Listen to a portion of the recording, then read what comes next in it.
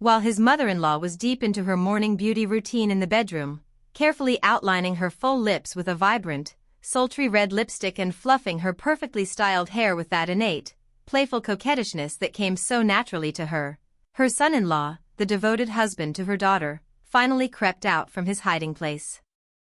That dusty old armoire in the corner of the hallway, a relic from the family's suburban home in the Midwest, had been his cramped sanctuary during those agonizing, sweat-drenched minutes of anticipation.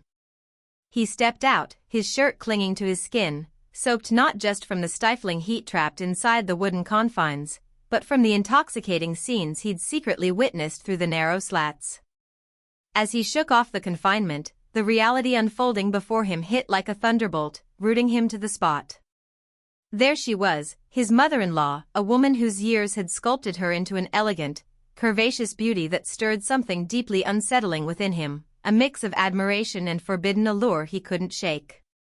His thoughts churned in turmoil, torn between his unwavering loyalty to his wife, whom he'd vowed to cherish, and this burgeoning, illicit desire that clawed at his conscience. He'd been peeking at her lithe, graceful figure as she prepared herself, every movement graceful and teasing, and now, face to face with her presence, he felt utterly paralyzed. Gathering his wits, the son-in-law made his way to the front door of the cozy two-story house, repeating the same trick he'd pulled that very morning. He cracked it open, let in a rush of warm afternoon air from the driveway, then slammed it shut with purposeful noise. But this time, it was all for show, to pretend he was just rolling in from work, erasing any evidence that he'd been lurking like a shadow, spying on his mother-in-law in her most private moments. With feigned casualness, he raised his voice through the house, "Good afternoon, my dear mother-in-law. Where've you hidden yourself? I can't spot you anywhere."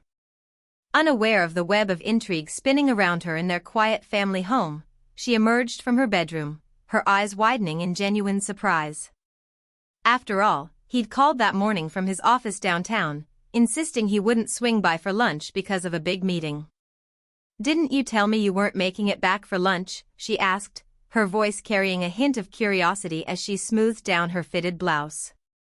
"Yeah, plans changed. I couldn't push through to that out-of-town client after all," he replied smoothly, his words dripping with a subtle, almost imperceptible flirtation that hung in the air like humidity.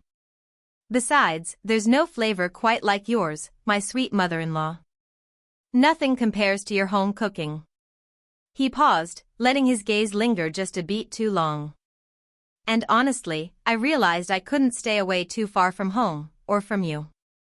Those loaded phrases, layered with double entendre, made her cock her head slightly and arch her perfectly groomed eyebrows. She eyed his disheveled state and chuckled lightly. "What on earth happened to you?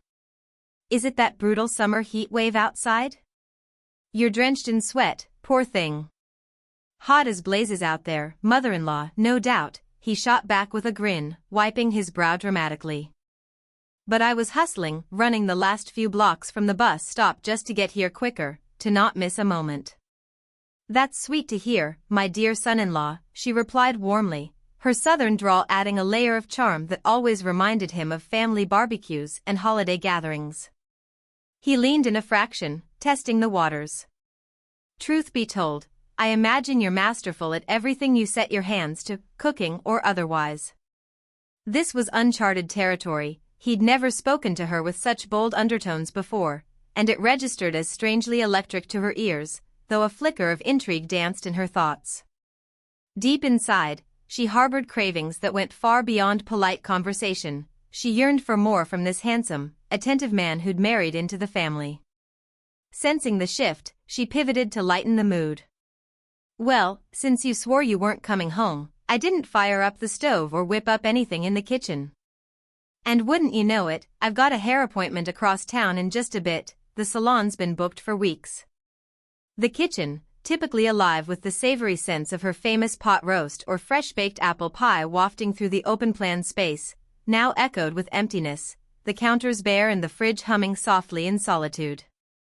"Ah, come on, don't leave me high and dry like that, sweetie," he interjected, his voice tinged with playful urgency, stepping closer. "I rushed back precisely because I wanted your company, no one else. But hey, no biggie," he added quickly, flashing a strange smile that didn't quite reach his eyes, which betrayed a cocktail of surprise, hunger, and nervous anticipation. I can rustle up a sandwich or hit the drive-thru. I've got this. She locked eyes with him, her lips curving into a knowing half-smile that spoke volumes. All right, you're neato, let's not have you starving or lonely on my watch. Hold tight, I'll just step away and make a quick call to reschedule. Truth is, I don't fancy leaving you here all by your lonesome, moping around. In reality, his mother-in-law was scheming something far more tantalizing than merely bailing on a salon visit or skipping supper prep. Her tone hinted at desires simmering beneath the surface, and the way his face lit up told her he'd caught the undercurrent loud and clear. His pulse raced like a jackhammer as he watched her every move. She turned away briefly to dial on her cordless phone, pacing the living room with its familiar plaid couch and family photos on the mantel. Then she pivoted back to face him mid-conversation, her posture relaxed yet inviting. In that fleeting exchange, he glimpsed the spark igniting in her deep brown eyes and the seductive quirk of her smile, subtle, but loaded with promise. A chill raced down his spine, blending raw excitement with a twinge of dread. But she's my mother-in-law, for crying out loud, he rationalized inwardly, grappling with the shock of her apparent mutual attraction. My wife's only a couple hours away from her shift at the hospital ending. Their relationship had always been warm, laced with easy banter at family dinners and backyard cookouts, but he'd never envisioned it veering into taboo territory. Yet, those stolen glances, the lingering touches of her hand on his arm, transformed the cozy home's atmosphere into something charged and electric. Doubt swirled in his head as temptation warred with fidelity. Should he dive into this surprise opportunity that fate seemed to have dropped in his lap, or pull back and risk the explosive consequences of uncovering such secrets? The internal battle raged, but curiosity edged ahead. I can't ignore this pull. I have to find out what's really brewing behind those eyes, that irresistible smile, he urged himself. He approached her with deliberate, measured steps, his nerves buzzing like live wires. His heart hammered so loudly he swore she could hear it over her call, each beat underscoring the gravity of his impending choice. She, either oblivious to his mental whirlwind or subtly egging him on, continued chatting but held his gaze with provocative intensity, her free hand gesturing animatedly. What the hell am I doing? This could blow up our whole family, he fretted silently, halting mere feet from her, the scent of her perfume, vanilla and jasmine, wafting toward him. She finally clicked off the phone with a triumphant flourish. All taken care of, son-in-law. Appointments history. So, now it's your call, what's next? No dinner on the table, but tell me what you're hungry for, and I'll make sure you get it. You rave about my cooking, so pick your pleasure, steak grilled to perfection or something rarer, straight from the source? Her words dripped with innuendo, and he met her intense stare, shattering the fragile barrier between restraint and raw passion. No need for further pretense, he murmured. What I truly hunger for is to savor that sweet honey you've been hiding away in your hive. Those few syllables unpacked years of unspoken tension, more potent than all their prior interactions combined. Stunned yet electrified by the palpable chemistry crackling between them, she felt the room pulse with forbidden energy. It was as if destiny itself had orchestrated this collision, thumbing its nose at societal norms and family ties. With deliberate grace, she extended her manicured hand, a simple invitation that bridged the chasm between propriety and sin. He accepted it, like a voyager lured by siren calls into stormy seas, the warmth of her skin igniting their nascent, dangerous alliance. Hand in hand, they ventured into the shadowed master bedroom upstairs, where slivers of golden sunlight pierced the sheer curtains, casting ethereal glows on the king-sized bed with its floral quilt. The door clicked shut behind them with a resonant creak, like a final, haunting whisper from his conscience, cautioning of the moral precipice they teetered on. In that intimate semi-darkness, inhibitions dissolved, judgments from neighbors, church friends, and kin faded into irrelevance. He trailed her like a devoted lamb to his enchanting shepherdess, surrendering to the torrent of sensations enveloping them. Every shared breath, every tentative caress, etched forbidden verses into their private narrative.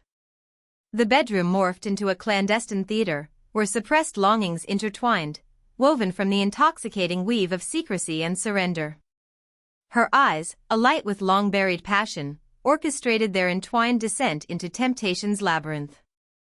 Beyond the walls, suburban life chugged on, kids on bikes, lawnmowers humming, oblivious to the drama simmering within.